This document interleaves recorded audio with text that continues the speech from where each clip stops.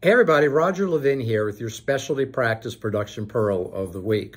I love to bring you real life scenarios. This just happened this morning in our National Consultants meeting. We are talking about KPIs, key performance indicators, in measuring the referral marketing program and processes and referrals. And the discussion came up about measuring the average production of each patient of a referral source. Average production per patient by one referral source.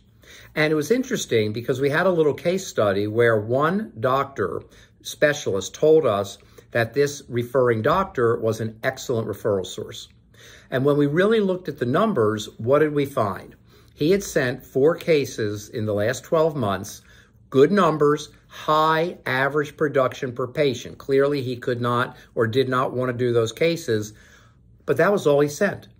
They never went back and looked at, well, what was total production? So that office looks like an A office. We want them, don't misunderstand me, but it looks like an A-level office.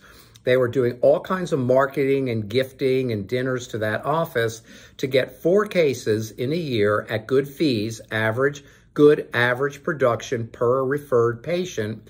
But when we looked at total production from that office, they were in the lower third of referring practices in terms of revenue referred, because the average production per patient from an office doesn't tell you total production. It's a simple concept, but you have to look at it because you want to categorize your patients A, B, C, and D. A's are your best referral sources.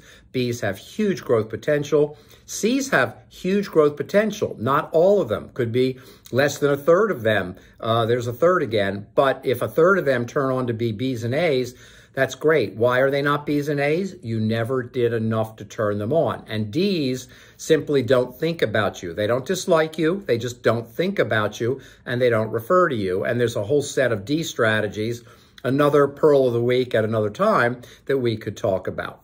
But what I really want you to focus on is total production per practice. Another scenario.